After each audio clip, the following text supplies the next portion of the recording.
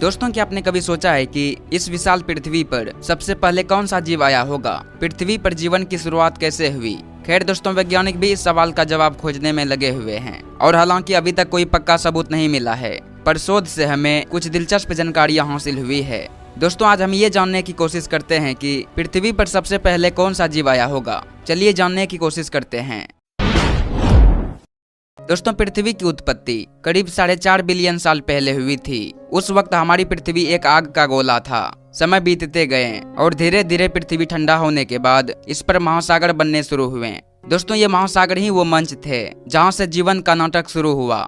वैज्ञानिकों का मानना है कि जीवन की शुरुआत के लिए कुछ खास परिस्थितियां जरूरी थी, जिसमें कुछ है तरल पानी। दोस्तों, पानी जीवन का मूल तत्व है और माना जाता है कि तरल पानी की उपस्थिति में ही जीवन की शुरुआत हुई होगी। दोस्तों, जैविक अणु जीवन के लिए कार्बन, हाइड्रोजन, ऑक्सीजन, नाइट्रोजन जैसे मूलभूत तत्वों की जरूरत होती है। वैज्ञानिकों का मानना है कि पृथ्वी के शुरुआती वातावरण में ये तत्व मौजूद थे और समय के साथ इनसे जटिल जैविक अणुओं का निर्माण हुआ होगा। ऊर्जा का स्रोत दोस्तों, जैविक प्रक्रियाओं के लिए ऊर्जा जरूरी है। वैज्ञानिकों का सुझाव है कि शायद सूर्य का प्रकाश, बिजली या ज्वालामुखी विस्फोट जैसी प्राकृतिक घटनाओं से ये ऊर्जा मिली होगी।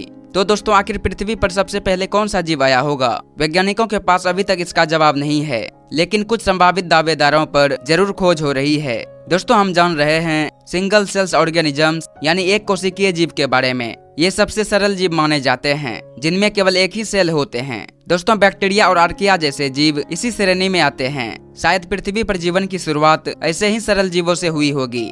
दोस्तों, अब है केमिकल सिस्टम्स यानी रासायनिक प्रणाली।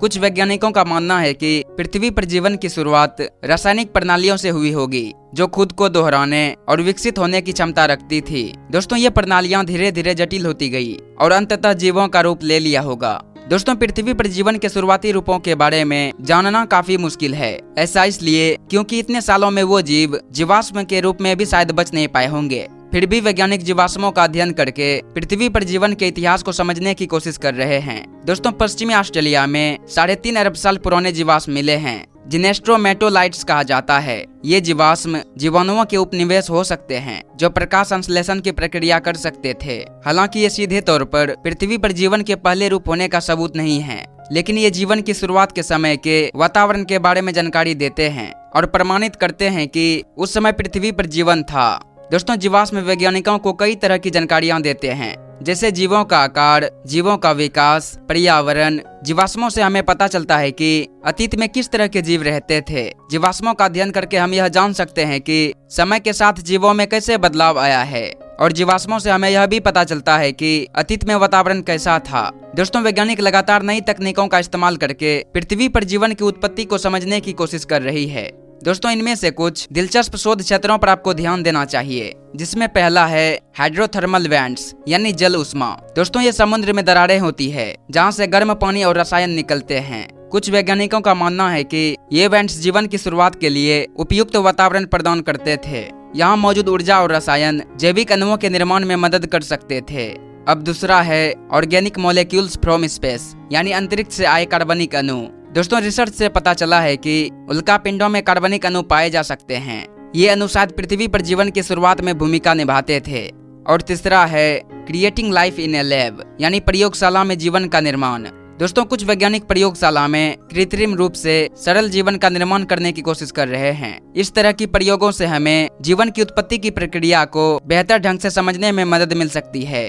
हालांकि वैज्ञानिकों ने पृथ्वी पर जीवन की उत्पत्ति को समझने में काफी तरक्की कर ली है, लेकिन ये रहस्य अभी तक पूरी तरह से सुलझा नहीं है। हमें अभी और भी शोध करने और नई खोज करने की जरूरत है।